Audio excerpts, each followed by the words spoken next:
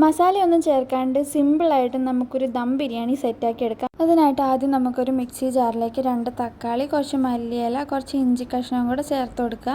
എന്നിട്ട് അതൊന്ന് ക്രഷ് ചെയ്തെടുക്കുക. വെളുത്തുള്ളിയും കൂടെ ചേർക്കണം കേട്ടോ. എന്നിട്ട് ക്രഷ് ചെയ്തെടുക്കുക.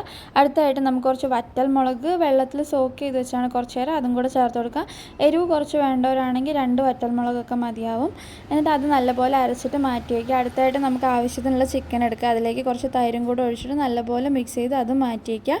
അടുത്ത ബിരിയാണി അരി ഒരു അരമണിക്കൂറൊക്കെ വെള്ളത്തിൽ സോക്ക് ചെയ്ത് വെള്ളം കളഞ്ഞ് മാറ്റി വെച്ചതാണ്. കുറച്ച് സവാളയും കൂടെ മാറ്റി വയ്ക്കുക. അടുത്തതായിട്ടൊരു കുക്കർ വെച്ചിട്ട് അതിലേക്ക് കുറച്ച് എണ്ണയും നെയ്യും കൂടെ ഒഴിച്ചു കൊടുക്കുക. എന്നിട്ട് പട്ട, ഗ്രാമ്പു, ഏലക്ക, കുറച്ച് പെരിഞ്ചീരകം കൂടെ ചേർത്ത് നല്ലപോലെ മൂപ്പിച്ചെടുക്കണം. അതിലേക്ക് നമ്മൾ ഓൾറെഡി അരച്ച് വെച്ചിരിക്കുന്ന അരപ്പ് മൊത്തം ചേർത്തിട്ട് പച്ചമണം മാറുന്നവരെ നല്ലപോലെ ഇളക്കിയെടുക്കുക. അതേപോലെ നമ്മൾ സവാളയും കൂടെ വഴറ്റിയിട്ട് നമ്മൾ ഈ മസാലയിലേക്ക് ചേർത്ത് കൊടുത്തിട്ട് ഒന്നും കൂടെ നല്ല വഴറ്റിയെടുക്കണം. അടുത്തതായിട്ട് നമ്മൾ തൈരിൽ മിക്സ് ചെയ്ത് വെച്ചിരിക്കുന്ന ചിക്കൻ എടുത്തിട്ട് അതിലേക്ക് ആഡ് ചെയ്ത് കൊടുക്കുക. മസാലയിലേക്ക് ആഡ് ചെയ്യുക. എന്നിട്ട് അത് നല്ലപോലെ ഒന്ന് ഇളക്കി യോജിപ്പിച്ച് കുറച്ച് നേരം ഒന്ന് അടച്ച് വെച്ച് കുക്ക് ചെയ്യാം.